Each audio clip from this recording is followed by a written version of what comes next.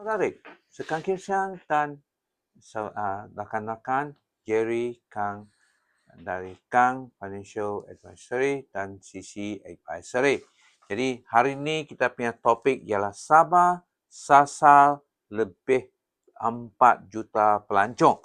Jadi agenda terus memperkukuh melalui perancangan penganjuran tahun melawat Sabah 2027. Jadi kerajaan negeri menetapkan sasaran melebihi 4 juta ketibaan pelancong selaras dengan pelaksanaan tahun melawat Malaysia 2026. Jadi sekaligus mempegiat usaha perancakan sektor pelancongan sebagai pemaju ekonomi utama Sabah. Jadi kerajaan negeri memberi penekanan terhadap aspek keselamatan di kawasan pelancongan melalui pematuhan berterusan serta pematuhan kepada standard dan peraturan sedia ada.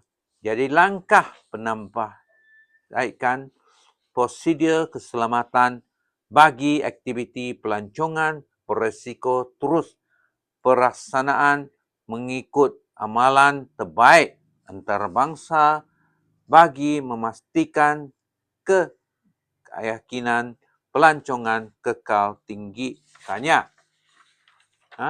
Jadi usaha memartabatkan khazanah budaya dan industri kreatif turut memperkukuh melalui pemulihan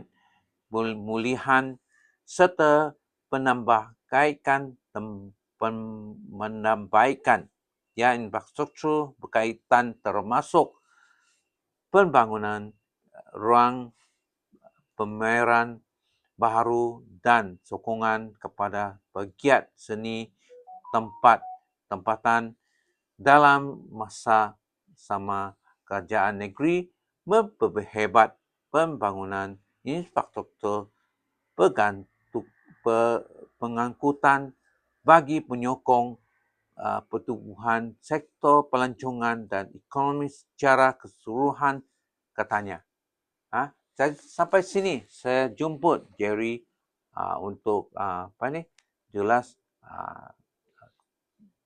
Jadi Jerry dipersilakan. Oke, tahun Laut Sabah 2027 kesannya pada pelancong keuangan Sabah. Oke, dari sisi pelancong keuangan Sabah sebenarnya bagus, sangat baik. Tahun Laut Sabah berjaya melonjakkan ketibaan pelancong jangka meningkat kutipan cukai, perkhidmatan cukai hotel, serta lebih berkaitan dengan pelancongan menambah hasil kerajaan negeri. Kehadiran pelancong ke negeri Sabah meningkatkan hasil negeri dan juga meningkatkan ekonomi setempat penduduk Sabah. Baik, peluang pelabuhan swasta juga meningkat. Dalam tempoh 6 bulan pertama 2025, Sabah berjaya menaik pelabuhan sebanyak 11,368 bilion berbanding dengan 6,458 bilion bagi keseluruhan tahun 2024. Baik. Pembangunan ekonomi inklusif. Tahun Laut Sabah juga memberi inisiatif. Ini bukan saya memberi impak ekonomi, malah turut menyumbang kepada pemulihan warisan budaya serta kelestarian alam semua jadi. Oke, setakat ini sharing saya. Terima kasih. Jadi sampai sini sila like, subscribe dan share ya. Terima kasih.